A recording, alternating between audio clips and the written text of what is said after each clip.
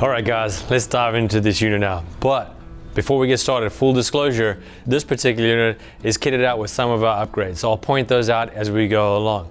But let's start down at the foundation of the trailer, the chassis. Chassis come to us in raw steel. We cut them in-house on a CNC tube cutter, weld them up, and then send them off for hot dip galvanizing. After that, we take it one step further and go the extra mile and coat it with the urethane coating, giving it that fit and finish that is second to none. On the front of the trailer, we typically run a max coupler. 90% of our customers go with this. Standard would be a 2-inch receiver. Like I said, 90% of the customers go with the max coupler.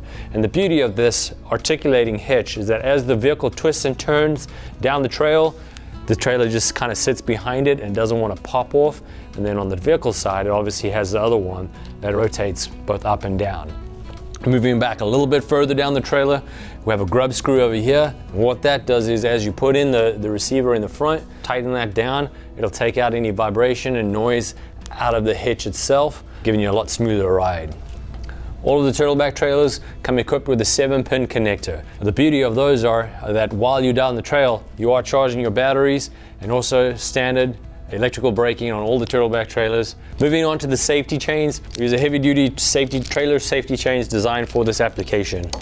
Moving back to the breakaway switch, what this does is you connect this to your vehicle, and in the case of anything coming unhinged, it'll activate the brakes, stopping the trailer in its tracks. Moving to the front of the trailer, we have an impact pad over here to stop any rock chips on the front of the box. This box is beautiful and engineered really well, made of aluminum construction again, and then cut on a laser cutter, and then bent on a CNC press brake.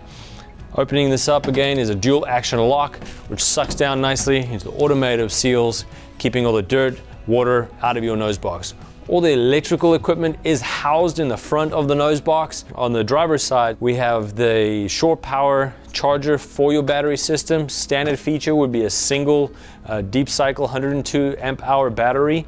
This particular unit is set up with an upgraded dual battery system. It also has a 2000 watt inverter, which is an upgraded option. You can choose a 1000 watt or a 2000 watt, depending on your needs and requirements. This unit is also upgraded with a ZAMP solar controller and a Red Arc DC to DC converter. On the outside of the box over here, this is where you would plug in your 110 volt shore power to charge your batteries. No matter what the breakers are inside the trailer, just plug it in, it'll charge your battery setup. No thought process required. We also have a through pass over here.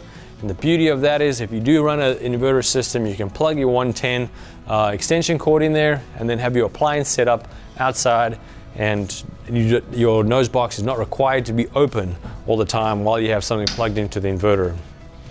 As I close that down over there, you can hear the clicks of that dual action lock really sucking in to those automotive seals, keeping all the water and dust out of there.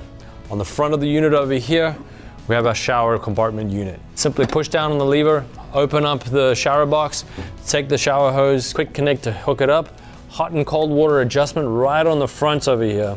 And then we have our privacy tent that we have built out. Look down at the links below for the video on the privacy tent setup and how unique that is. Keeps you out of the elements and in a nice place to shower when you're off on the trail. Let's move around to the passenger side of the trailer and take a look at what we got on that side.